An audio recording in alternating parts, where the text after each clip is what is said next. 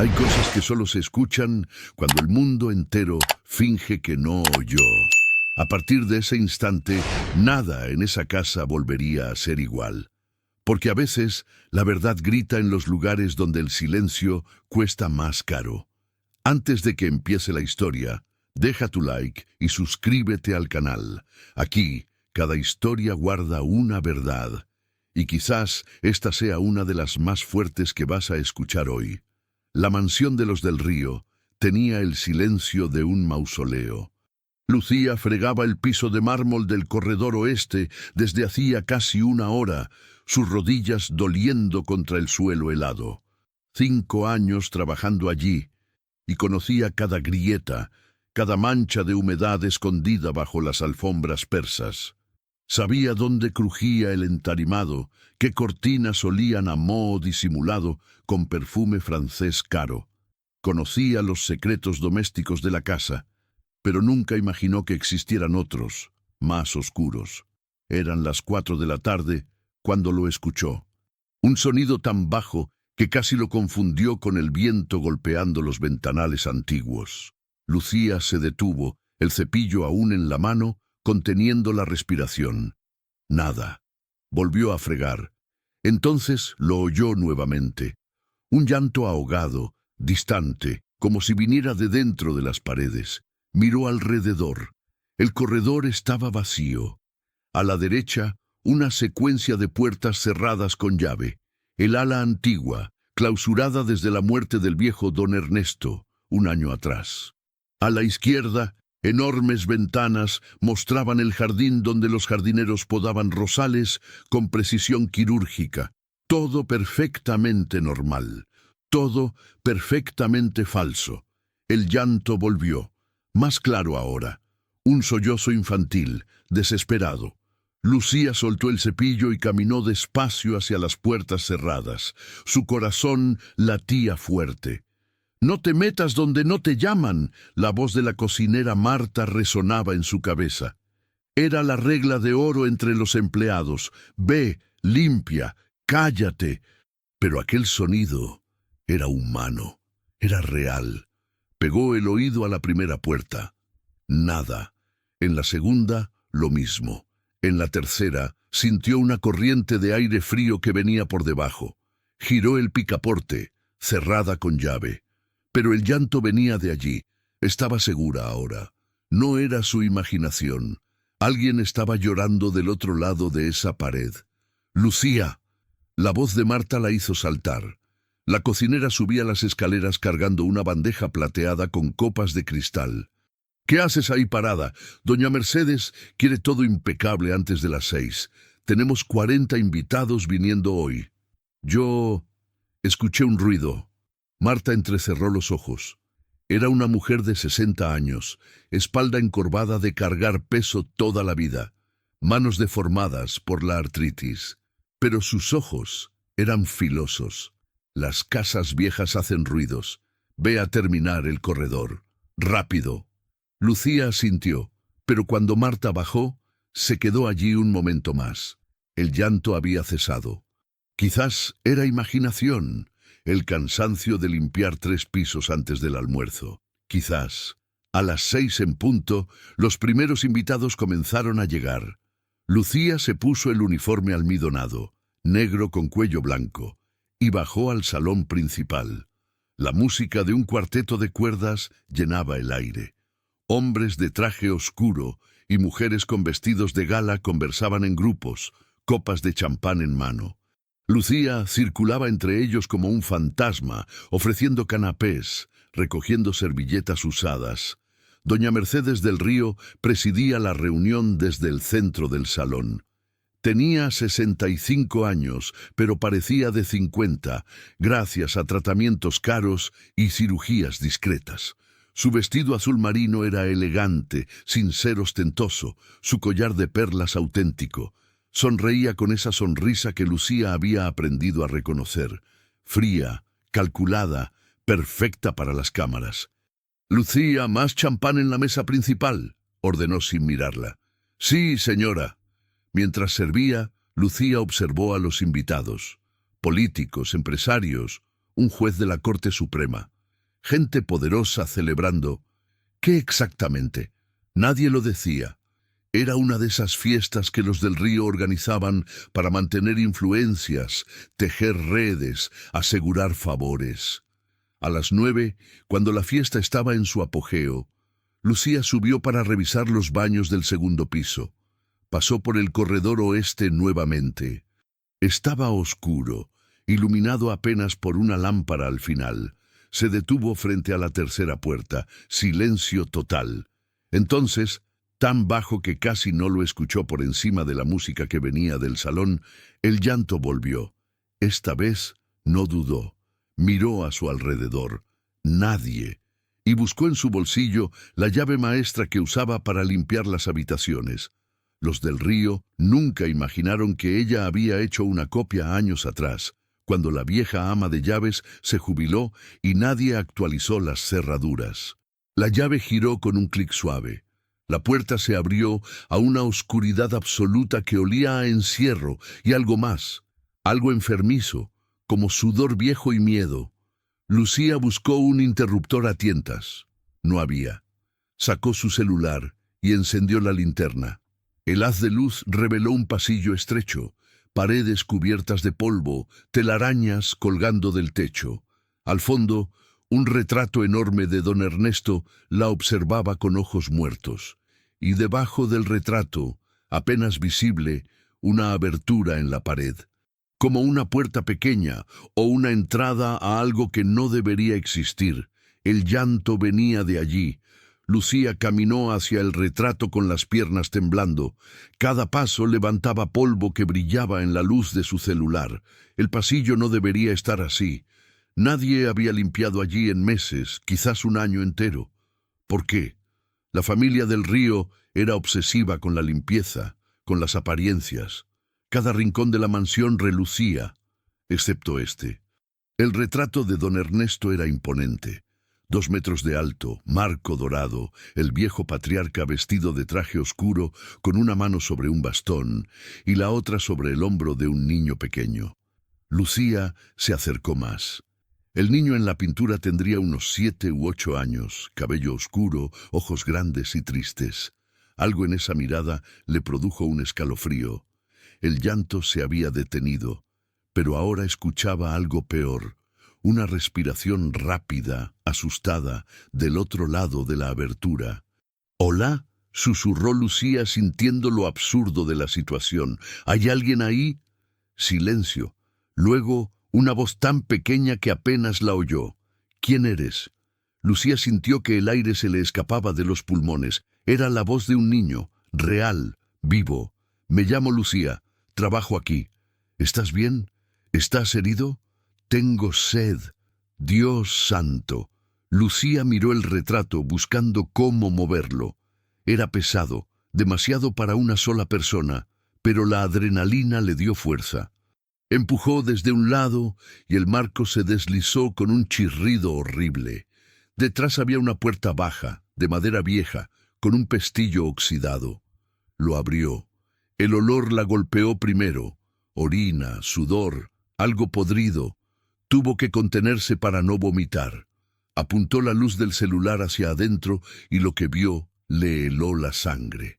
Era un cuarto pequeño, no más grande que un armario, sin ventanas. El suelo estaba cubierto de mantas sucias, botellas de agua vacías, envoltorios de galletas. Y en el rincón, acurrucado contra la pared, un niño la miraba con ojos enormes, aterrorizados. Tenía el cabello largo y enmarañado, la cara sucia, los labios agrietados. Vestía un pijama que alguna vez fue azul, pero ahora era gris de mugre. Sus pies estaban descalzos, las uñas largas, parecía un animal asustado.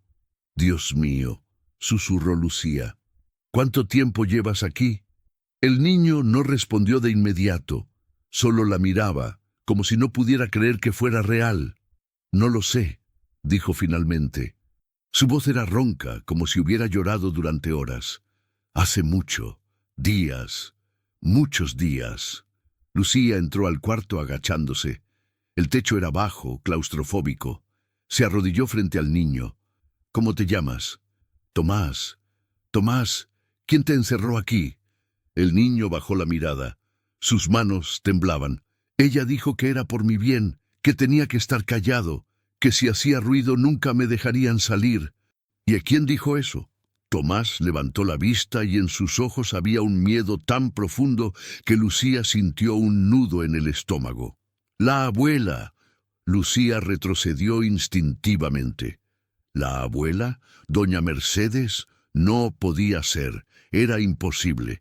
Pero entonces recordó la obsesión de la señora del Río con la perfección, con el control, con mantener a la familia fuera de los escándalos. Recordó cómo había manejado la muerte de don Ernesto con eficiencia militar, sin lágrimas, sin drama.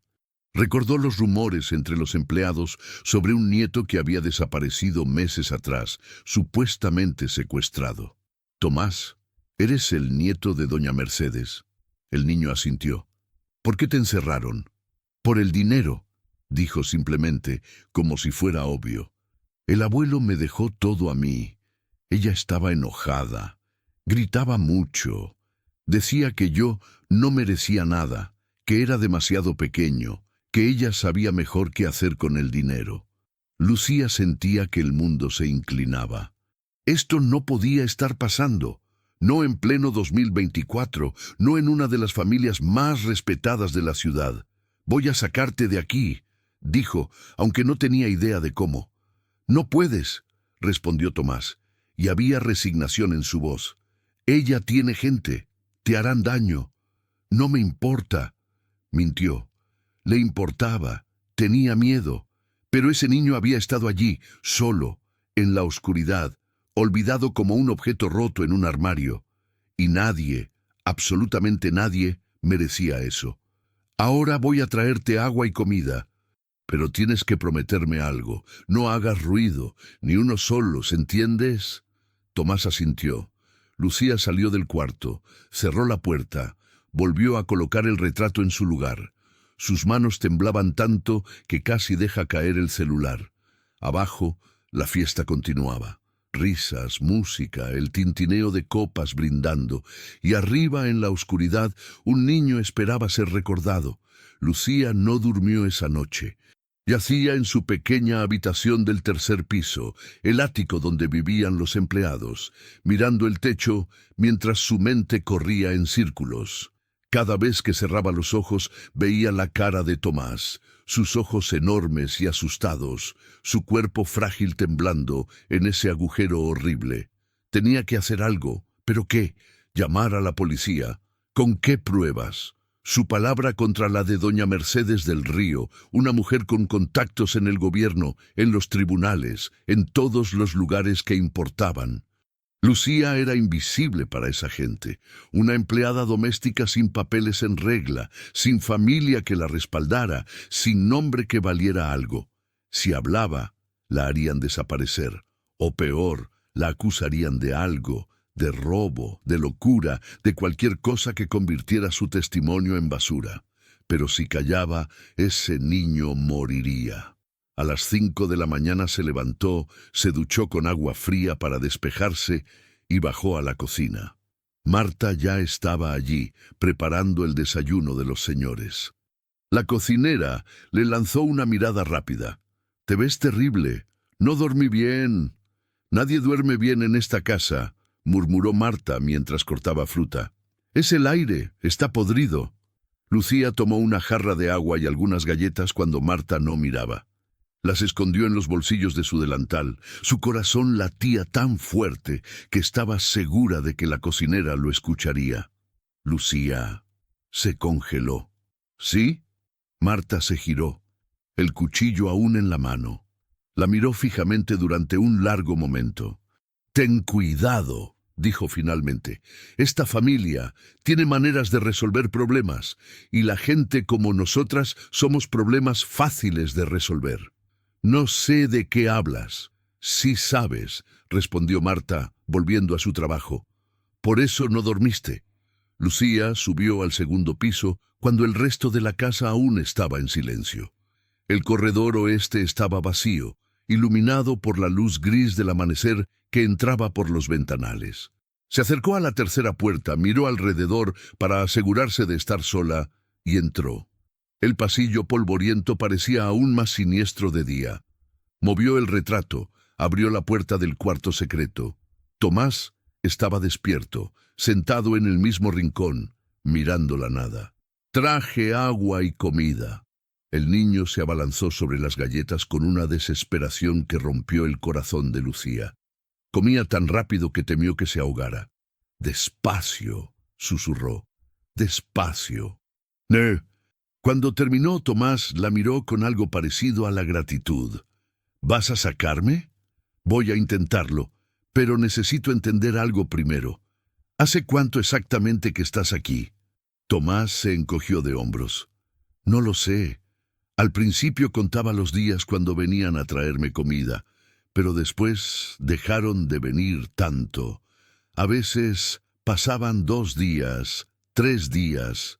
Perdí la cuenta. ¿Quién te traía comida?» «Raúl, el chofer, pero hace mucho que no viene. Por eso pensé que se olvidaron de mí». Raúl. Lucía lo conocía. Un hombre de 40 años, callado, siempre con lentes oscuros, aunque estuviera nublado. Llevaba a la familia a todas partes, siempre disponible, siempre obediente. «¿Raúl sabe que estás aquí?» «Sí. Él me encerraba cada noche después de que el abuelo murió. La abuela le decía qué hacer». «¿Alguien más lo sabe?» Tomás dudó. «El tío Rafael vino una vez, discutió con la abuela. Dijo que esto estaba mal, que yo era solo un niño. Ella le gritó. Le dijo que si hablaba, lo destruiría, que toda la familia caería con el escándalo». Rafael del Río. Lucía había visto fotos de él en los periódicos. El hijo menor de don Ernesto, abogado, supuestamente el más decente de la familia. Pero había estado desaparecido de las reuniones familiares en los últimos meses. Algunos empleados decían que se había peleado con su madre. «¿Rafael intentó ayudarte?» «No lo sé, nunca volvió». Lucía sintió una pequeña chispa de esperanza. Si Rafael sabía la verdad, si tenía conciencia, quizás pudiera ser un aliado. Pero ¿cómo contactarlo sin alertar a doña Mercedes? «Tengo que irme antes de que alguien note que falto», dijo, poniéndose de pie. «Volveré mañana, con más comida y con un plan». «¿Prometes?» La voz de Tomás era tan pequeña, tan llena de miedo de ser olvidado otra vez. «Prometo». Cerró la puerta, volvió a colocar el retrato, salió al corredor y se encontró cara a cara con Raúl. El chofer estaba allí, inmóvil, mirándola con esos ojos ocultos tras los lentes oscuros. No dijo nada. No tenía que hacerlo. El mensaje era claro. «Te vi». Lucía pasó junto a él con la cabeza alta, aunque por dentro estaba gritando. Bajó las escaleras con piernas temblorosas, volvió a la cocina, tomó el trapeador y comenzó a limpiar como si nada hubiera pasado. Pero todo había cambiado. Ahora había un testigo, y Raúl no estaba de su lado. Esa tarde, mientras limpiaba el estudio de doña Mercedes, encontró una fotografía enmarcada sobre el escritorio. Era vieja, de hacía años. Mostraba a toda la familia. Don Ernesto en el centro, doña Mercedes a su lado, sus 2 hijos, Rafael y Patricia, detrás, y frente a todos, un niño pequeño sonriendo. Tomás. La foto había sido tomada antes de que todo se derrumbara, antes de la muerte, antes del encierro, cuando aún eran una familia, o al menos fingían serlo. Lucía miró la fecha al reverso. Navidad 2022. Hacía 2 años. Ese niño llevaba encerrado casi un año. El nombre que nadie pronunciaba en la mansión del Río era Tomás. Lucía comenzó a notarlo en los días siguientes. Cómo las conversaciones se detenían cuando ella entraba a las habitaciones, cómo Raúl la seguía con la mirada cada vez que pasaba por el garaje, cómo doña Mercedes la llamaba con más frecuencia para tareas absurdas, como si quisiera mantenerla ocupada, vigilada. Pero fue Marta quien finalmente rompió el silencio. Era medianoche cuando la cocinera tocó la puerta de la habitación de Lucía. Entró sin esperar respuesta, cerró con llave detrás de ella y se sentó en la única silla del cuarto. «Sé lo que encontraste», dijo simplemente.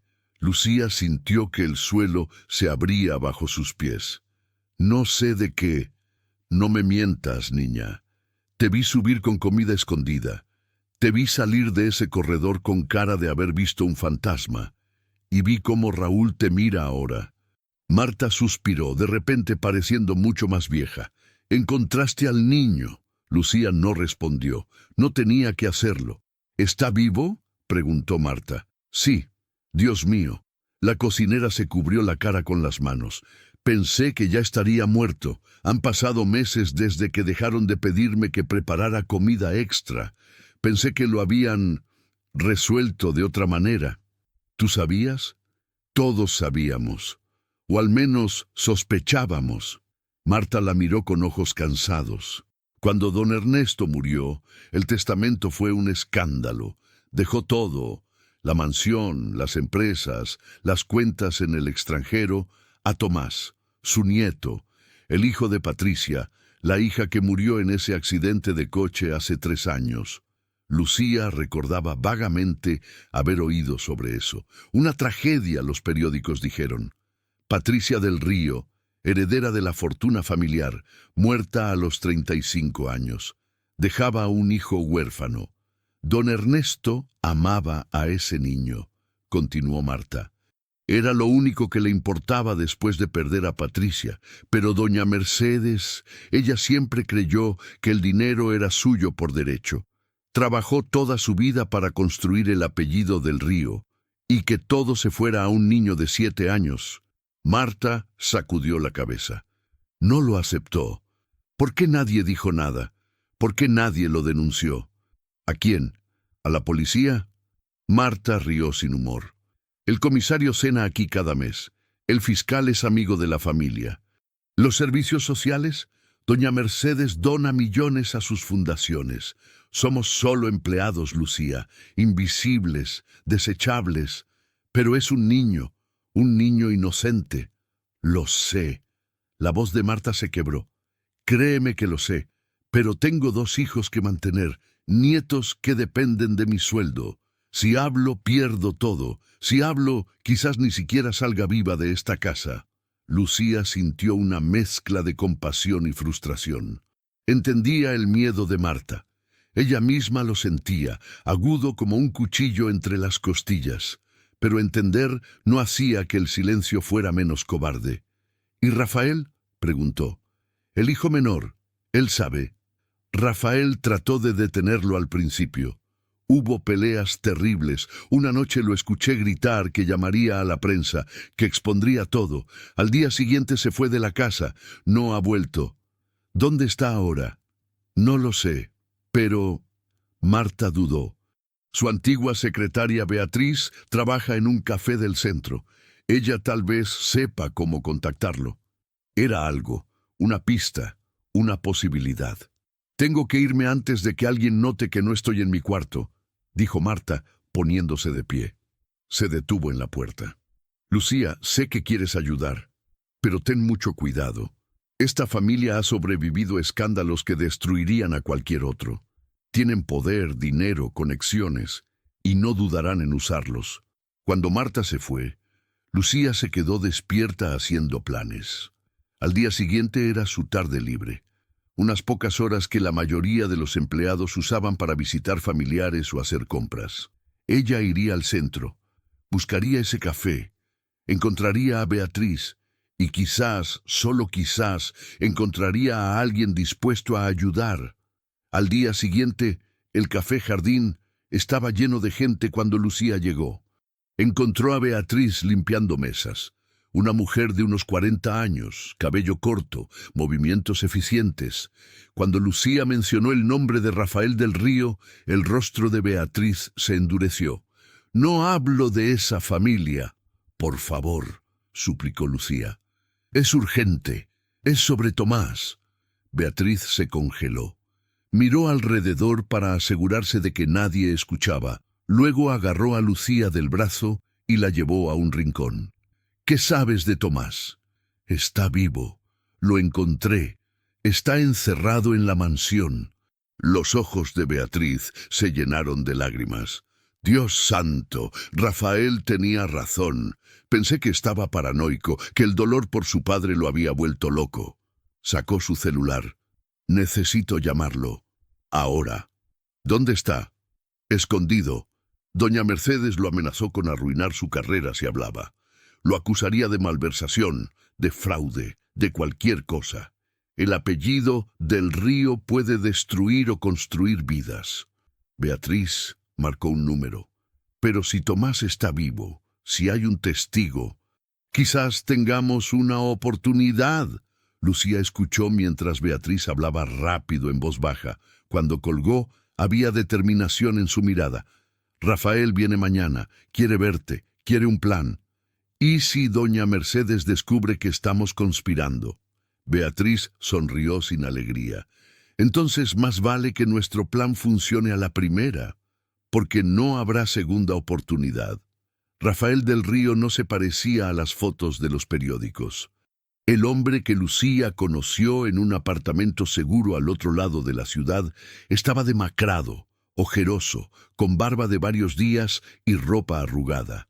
Pero sus ojos, los mismos ojos oscuros de los del Río, ardían con algo que se parecía a la redención. «Cuéntamelo todo», dijo apenas Lucía entró. Cada detalle. Ella le contó sobre el llanto en las paredes, el cuarto secreto, el estado de Tomás, las conversaciones con Marta. Rafael escuchaba inmóvil, sus manos apretadas en puños sobre la mesa. «Es peor de lo que imaginé», murmuró cuando ella terminó. «Pensé que lo habían enviado lejos, a algún internado en Europa, a algún lugar donde no pudiera reclamar su herencia hasta que encontraran la manera legal de quitársela. Nunca imaginé que mi madre...» No pudo terminar la frase. «¿Por qué no fuiste a la policía?», preguntó Lucía. «Lo intenté». Rafael se levantó y comenzó a caminar de un lado a otro. «Hace 6 meses, cuando empecé a sospechar que algo andaba mal, fui a la comisaría, pedí hablar con alguien. Me recibió el comisario Vargas, viejo amigo de la familia. Le conté mis sospechas. ¿Sabes qué hizo?» Su risa fue amarga. «Me ofreció un café, me dio una palmada en el hombro y me dijo que el dolor por la muerte de mi padre me estaba afectando, que debería buscar ayuda profesional, que la familia del Río tenía una reputación que cuidar. ¿Y luego? Luego mi madre descubrió que había ido a la policía, no sé cómo.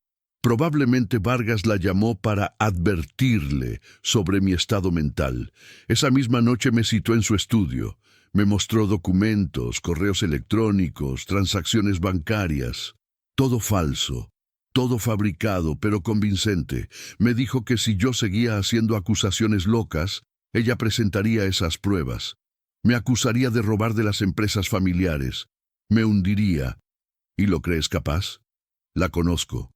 Es mi madre, pero también es algo más, algo frío. Rafael se sentó de nuevo con la cabeza entre las manos. Después de eso, huí. He estado viviendo de ahorros, evitando contacto con la familia, tratando de encontrar la manera de probar lo que sé sin terminar en prisión, pero sin pruebas, sin testigos. Ahora tienes ambos, dijo Beatriz, que había estado escuchando en silencio. Lucía es testigo y Tomás es la prueba. No es suficiente, respondió Rafael. La palabra de una empleada doméstica contra doña Mercedes del Río. Dirán que Lucía está mintiendo por despecho, o por dinero, o porque está loca. Y a Tomás, si realmente está en el estado que describes, será fácil argumentar que está traumatizado, que su testimonio no es confiable, que ha sido manipulado. Entonces, ¿qué hacemos? Lucía sentía la frustración quemando en su garganta. ¿Dejamos que ese niño muera allí? No. Rafael la miró fijamente. Pero tenemos que ser inteligentes. Necesitamos más que testimonios. Necesitamos evidencia física, documentación, algo que incluso los amigos de mi madre no puedan ignorar. ¿Cómo qué? Fotografías de Tomás en ese cuarto, grabaciones de audio, los registros médicos que demuestren su deterioro. Y lo más importante, el testamento de mi padre, el original, no la copia que mi madre presentó a los abogados. Lucía frunció el ceño. ¿Hay 2 testamentos? Creo que sí. Mi padre cambió su testamento 2 semanas antes de morir. Yo estuve presente cuando lo firmó frente al notario. Dejaba todo a Tomás, sí, pero también nombraba a un fideicomiso independiente para administrar la fortuna hasta que el niño cumpliera 18 años. Mi madre no tendría acceso al dinero. Rafael se inclinó hacia adelante. Pero el testamento que se presentó después de su muerte era diferente. Similar, pero sin la cláusula del fideicomiso. Le daba a mi madre control temporal hasta que Tomás cumpliera 25 años. ¿Crees que ella lo falsificó? Estoy seguro, pero el original está en algún lugar de la mansión. Mi padre era obsesivo con guardar documentos importantes. No confiaba en los bancos después de que su propio hermano lo traicionara en un negocio. Beatriz intervino. Si encontramos ese testamento y podemos probar la falsificación, toda la estructura legal que protege a doña Mercedes se derrumba. Ya no sería solo secuestro o maltrato infantil, sería fraude, falsificación de documentos, conspiración.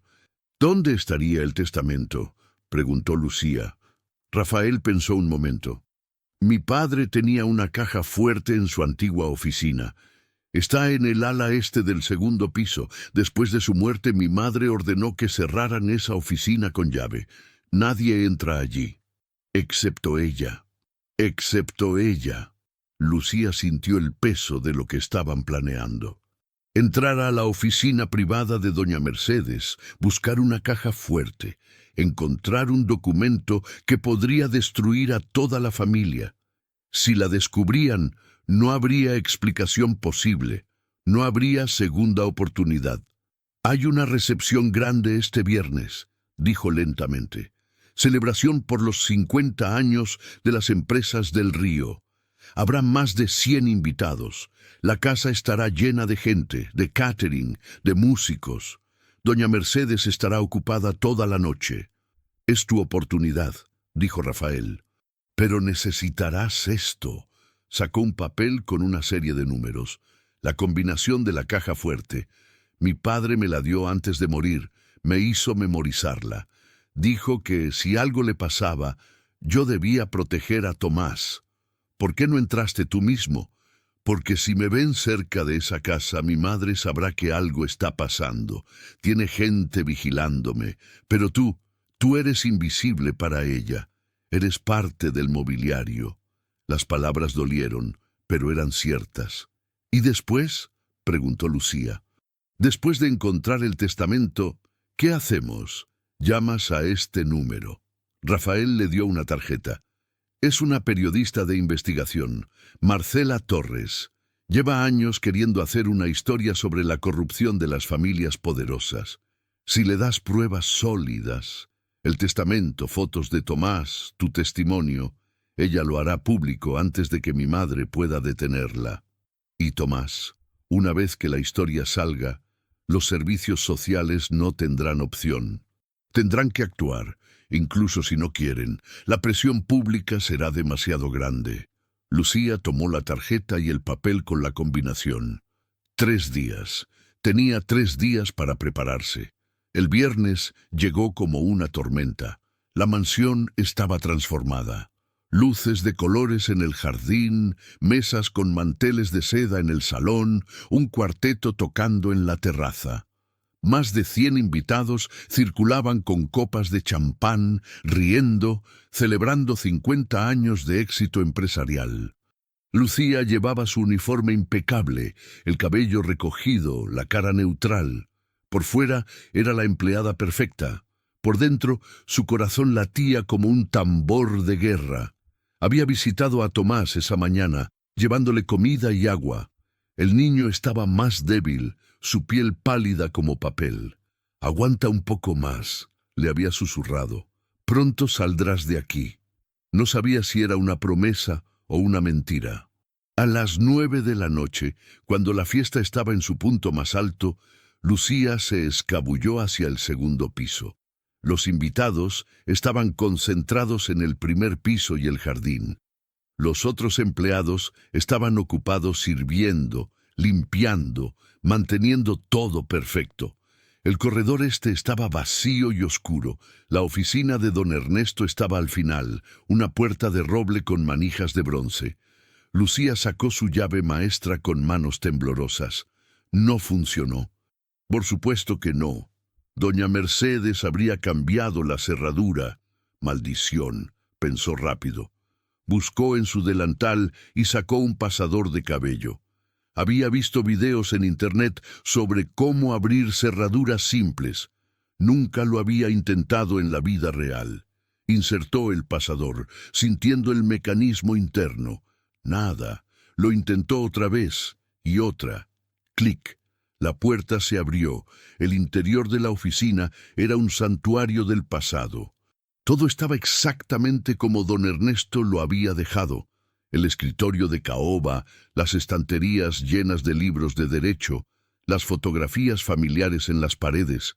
Había una capa de polvo sobre todo, como si doña Mercedes no soportara entrar allí. Lucía cerró la puerta detrás de ella y encendió la linterna de su celular. La caja fuerte estaba detrás de una pintura. Rafael tenía razón. Era un detalle tan predecible que casi la hizo sonreír. Movió la pintura a un lado y marcó la combinación. 5, 7, 2, 3, 1, 8. La fecha de nacimiento de Tomás. La caja se abrió con un chasquido suave. Dentro había documentos, fajos de dinero, algunas joyas y un sobre manila con el sello del notario público, fechado 2 semanas antes de la muerte de don Ernesto. Lo abrió con manos temblorosas. Era el testamento, el original. Leyó rápido, buscando las diferencias que Rafael había mencionado. Y allí estaba, la cláusula del fideicomiso independiente, los nombres de los administradores, ninguno de ellos doña Mercedes, las instrucciones claras de que el dinero debía usarse exclusivamente para el bienestar y educación de Tomás. Era la prueba que necesitaban. Sacó su celular y fotografió cada página, 1, 2, 3, 4, cuidándose de que las imágenes fueran claras, legibles. Entonces escuchó algo que le heló la sangre. Pasos en el corredor. Lucía guardó el testamento de vuelta en el sobre, lo metió en la caja, cerró, volvió a colgar la pintura. Se metió debajo del escritorio justo cuando la puerta se abría. Las luces se encendieron. «Aquí está más tranquilo», dijo la voz de doña Mercedes, lejos del ruido. «Agradezco que me reciba, doña Mercedes», respondió una voz masculina que Lucía reconoció. El fiscal general. Quería discutir ciertos asuntos legales en privado. Lucía se encogió bajo el escritorio, tratando de no respirar. Si la encontraban allí, todo estaría perdido. «¿De qué se trata?», preguntó doña Mercedes, acercándose al escritorio. Lucía vio sus zapatos de tacón a centímetros de su cara.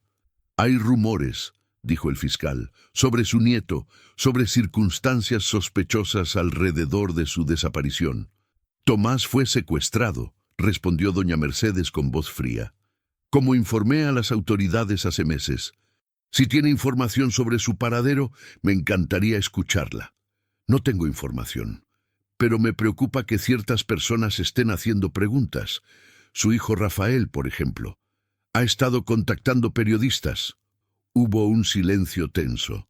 «Rafael está enfermo», dijo finalmente doña Mercedes. «El dolor por su padre lo ha vuelto paranoico.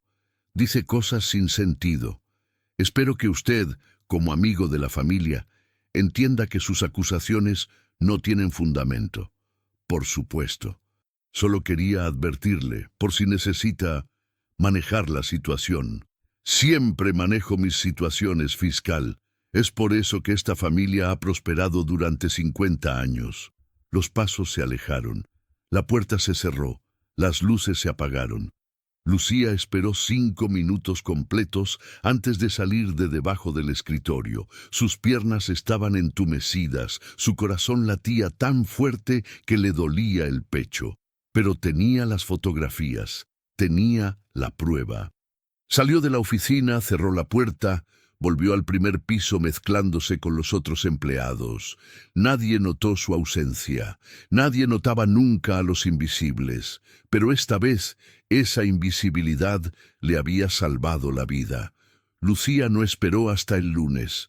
Esa misma noche, cuando la fiesta terminó y los últimos invitados se fueron, subió a su habitación y llamó al número que Rafael le había dado. Marcela Torres contestó al tercer timbre. ¿Quién habla? Me llamo Lucía.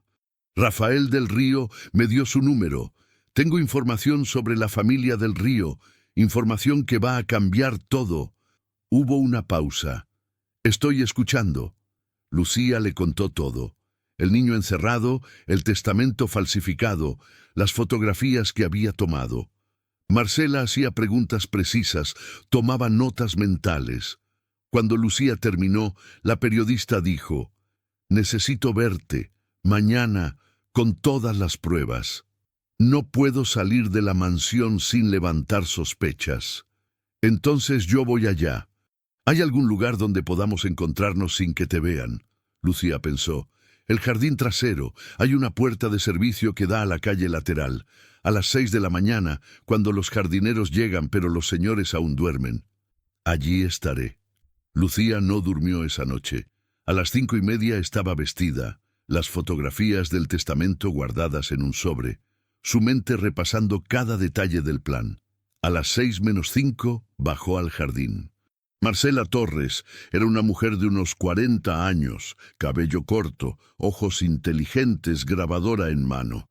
Escuchó la historia de Lucía, revisó las fotografías, hizo más preguntas y entonces dijo: «Voy a publicar esto, pero necesito ver al niño, necesito fotografías de él en ese cuarto. Sin eso, los abogados de los del Río argumentarán que todo es fabricado». «¿Cómo? Si alguien nos ve, hazlo ahora, mientras la casa duerme. Toma las fotos con tu celular y después saca al niño. No esperes a que yo publique la historia. Podrían matarlo antes. Sácalo, llévalo a un hospital y yo me encargo del resto. ¿Y si me atrapan? Entonces tienes 2 opciones: ser cómplice de un crimen o ser la heroína que salvó una vida». Marcela la miró fijamente. «Tú decides quién quieres ser». Lucía volvió a entrar a la mansión. El corazón le latía con tanta fuerza que podía oírlo en sus oídos. Subió al segundo piso. El corredor oeste estaba vacío, bañado en la luz gris del amanecer. Abrió la puerta del pasillo secreto, movió el retrato, abrió el cuarto. Tomás estaba dormido, acurrucado en el rincón, temblando aunque no hacía frío. Lucía tomó fotografías del cuarto estrecho, de las paredes sucias, de las botellas vacías, del niño en ese estado deplorable. Cada foto era una acusación, una prueba que ningún abogado podría desmentir. Entonces tocó suavemente el hombro de Tomás. «Despierta, nos vamos». El niño abrió los ojos, confundido. «¿Ahora? Ahora». Lo ayudó a ponerse de pie. Tomás apenas podía caminar. Sus piernas estaban débiles después de meses de encierro. Lucía lo cargó, sintiendo lo liviano que estaba, lo frágil. Un niño que debería pesar 30 kilos pesaba tal vez 20. Salieron del cuarto. Lucía cerró la puerta detrás de ellos, pero no volvió a colocar el retrato. Que lo descubrieran, que todos vieran lo que había estado oculto. Bajaron por la escalera de servicio.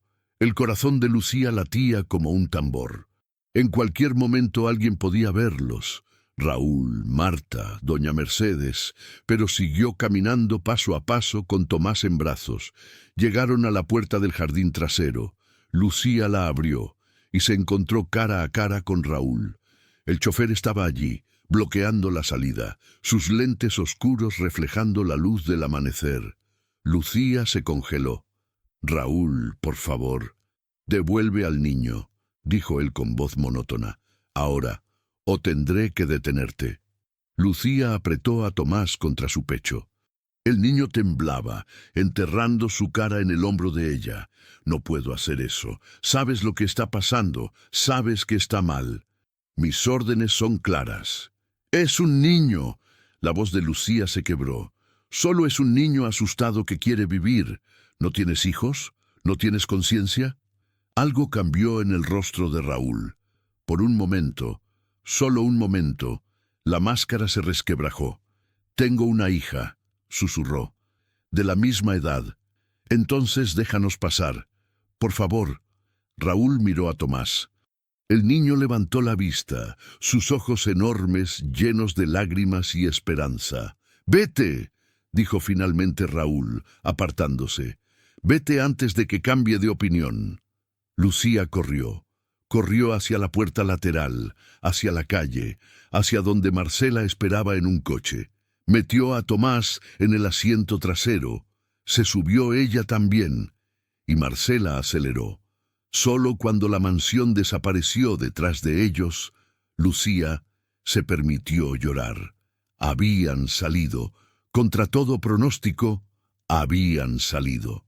El Hospital Público San Rafael era un caos de doctores, enfermeras y preguntas.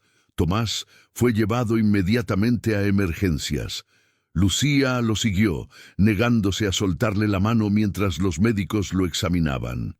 «Desnutrición severa», dijo uno de los doctores. «Deshidratación, posible anemia, trauma psicológico». «¿Cuánto tiempo estuvo en esas condiciones?»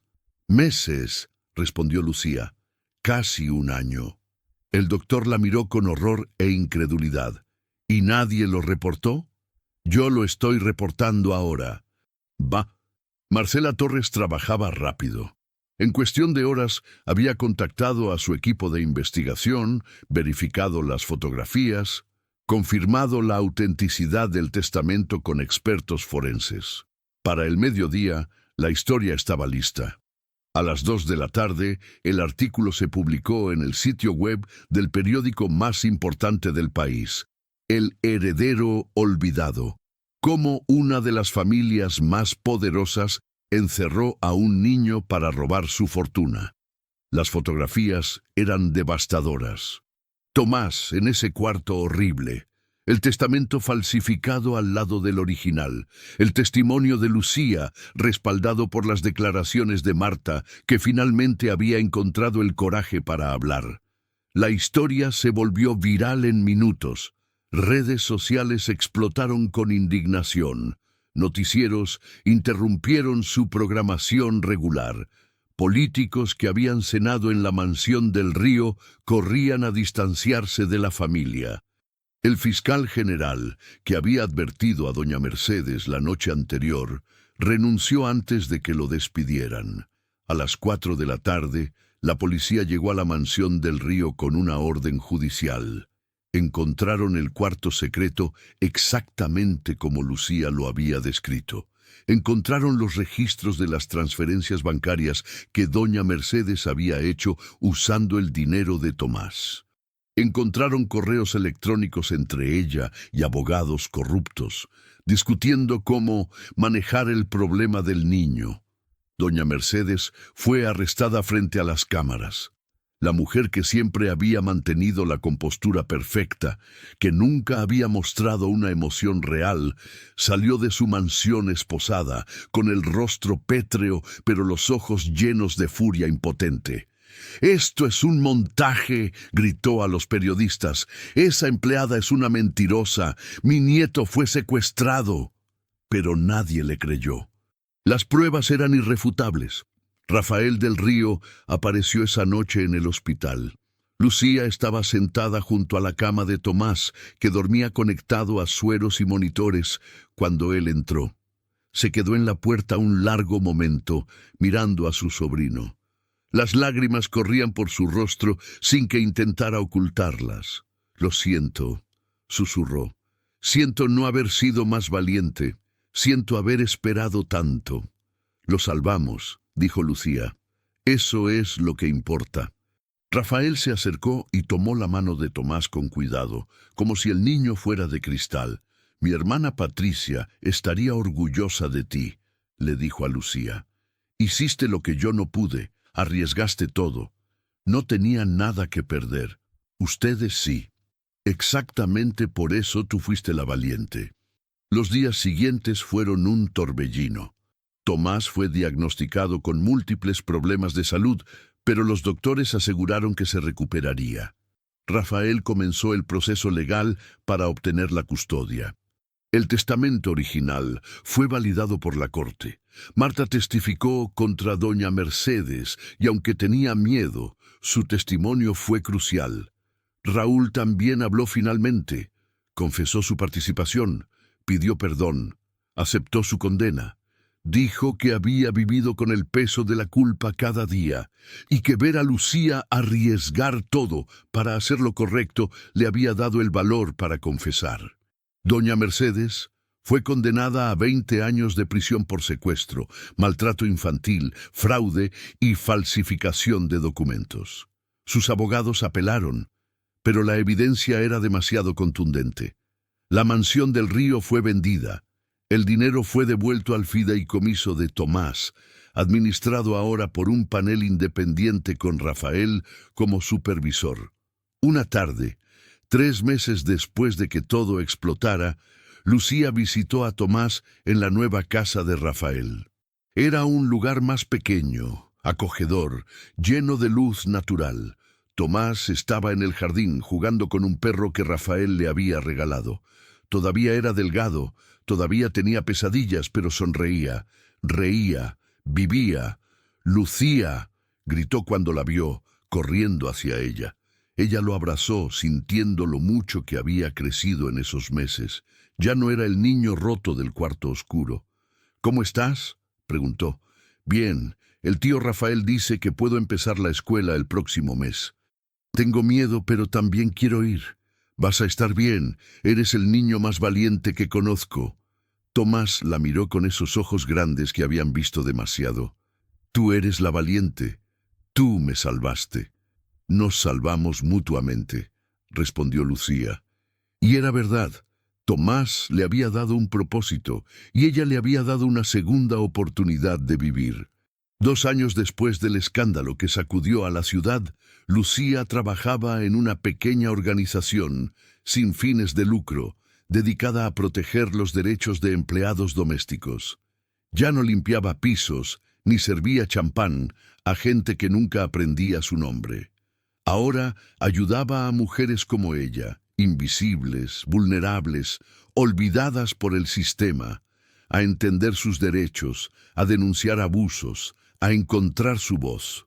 La historia de los del Río había cambiado las leyes del país.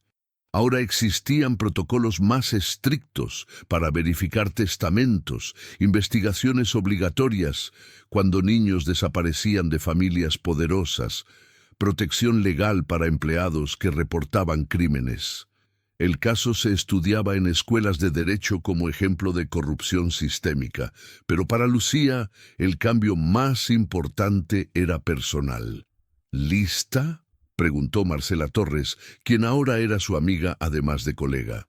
Juntas habían escrito un libro sobre el caso, El niño detrás del muro, que se había convertido en bestseller y acababa de ser adaptado al cine. «Lista», respondió Lucía, ajustándose el vestido que había comprado especialmente para la ocasión. Era la premier de la película. Alfombra roja, fotógrafos, periodistas. El tipo de evento al que antes ella habría asistido solo para servir canapés. Ahora caminaba por esa alfombra como invitada de honor. Las cámaras parpadeaban. Los reporteros gritaban preguntas.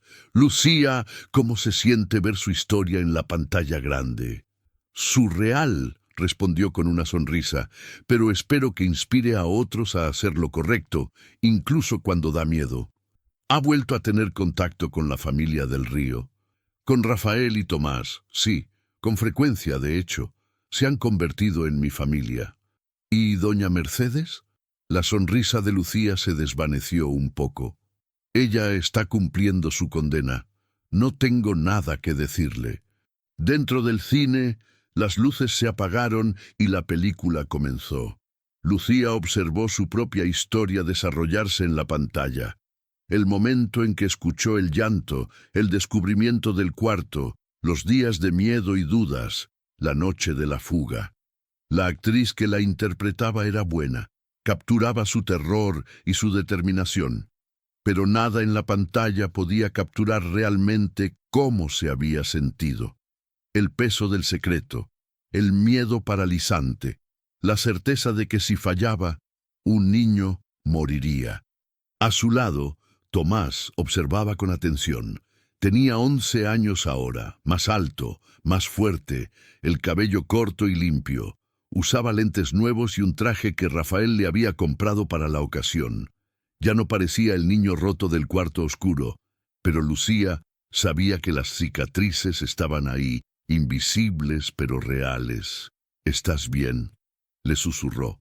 Tomás asintió, pero ella notó cómo apretaba la mano de Rafael durante las escenas más difíciles. Cuando la película terminó, el público se puso de pie y aplaudió. Lucía sintió lágrimas en sus ojos. No eran lágrimas de tristeza, sino de algo más complejo. Alivio, orgullo, dolor por todo lo que había pasado, pero gratitud de que había terminado bien. Después de la premier hubo una recepción. Lucía estaba hablando con una periodista joven cuando sintió una mano en su hombro.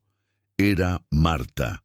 La anciana cocinera había envejecido en esos 2 años, pero sus ojos seguían siendo filosos. Ahora trabajaba en un restaurante familiar, libre de los secretos que la habían atormentado durante tanto tiempo. «Estoy orgullosa de ti, niña», dijo Marta, abrazándola. «Hiciste lo que yo no tuve el valor de hacer. Tú también hablaste al final. Tu testimonio fue importante. Solo después de que tú mostraras el camino». Marta la miró fijamente. «Sabes, hay otros como Tomás por ahí. Otros niños, otras víctimas, escondidos en mansiones grandes donde nadie mira. Tu historia les da esperanza», Lucía asintió. «Por eso seguimos trabajando, para que ningún niño vuelva a ser olvidado». Más tarde esa noche, cuando todo terminó, Lucía, Rafael y Tomás caminaron por el parque cercano al cine. La ciudad brillaba con luces nocturnas, el aire era fresco. Tomás corría adelante, persiguiendo luciérnagas, riendo. «Nunca te agradeceré suficiente», dijo Rafael. «Ya me has agradecido 1000 veces. Y te agradeceré 1000 más». Rafael observó a su sobrino jugar. «Le diste su vida de vuelta. Nos diste a todos una segunda oportunidad, incluso a mí, que fui cobarde cuando más importaba». «No fuiste cobarde, estabas asustado, es diferente».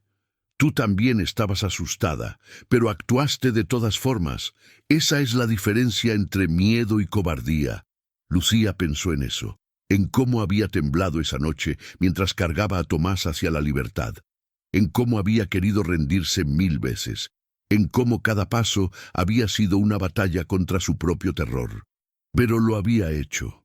Una mujer sin nombre, sin poder, sin nada que la protegiera excepto su propia conciencia. Había derribado un imperio construido sobre secretos y mentiras. «¿Sabes qué es lo más extraño?», dijo Lucía. «Durante años fui invisible en esa casa, limpiaba, servía, existía en los márgenes. Y fue precisamente esa invisibilidad la que me permitió ver lo que otros no veían. Ser ignorada me dio acceso a los secretos.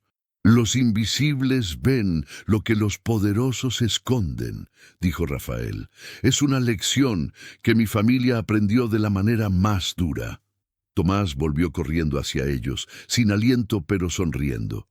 «Miren, atrapé una luciérnaga». La sostenía en sus manos ahuecadas, la luz parpadeando entre sus dedos. «Tienes que dejarla ir», dijo Lucía suavemente. «Las cosas hermosas no están hechas para ser encerradas». Tomás abrió las manos y la luciérnaga voló hacia la noche, su luz brillando cada vez más débil hasta desaparecer. «Como yo, dijo el niño, observando el cielo. Estuve encerrado, pero ahora soy libre. Así es, respondió Lucía abrazándolo, y nadie volverá a encerrarte nunca. Caminaron de vuelta a casa bajo las estrellas, 3 personas rotas que se habían encontrado en la oscuridad y habían elegido la luz. Su historia había terminado, pero el eco de lo que habían hecho seguía resonando. En hogares donde empleados callaban ante injusticias, en mansiones donde secretos pudrían las paredes, en cualquier lugar donde alguien invisible decidiera, finalmente, ser visto. Porque a veces lo único que se necesita para cambiar el mundo no es poder, ni dinero, ni nombre. Solo se necesita una persona lo suficientemente valiente para gritar cuando todos los demás susurran.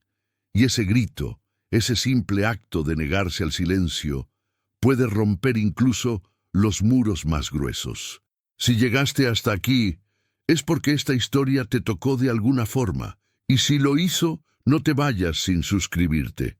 Cada historia que contamos aquí tiene una verdad escondida, una que muchos prefieren callar. Pero tú estás aquí, y eso significa que todavía crees en la humanidad, en la justicia y en el poder de escuchar lo que nadie más quiere oír. Dale like, comparte este video y cuéntame en los comentarios desde qué país nos estás viendo. Porque cada nuevo suscriptor ayuda a que estas historias sigan saliendo a la luz. Y recuerda, tu voz también puede romper el silencio.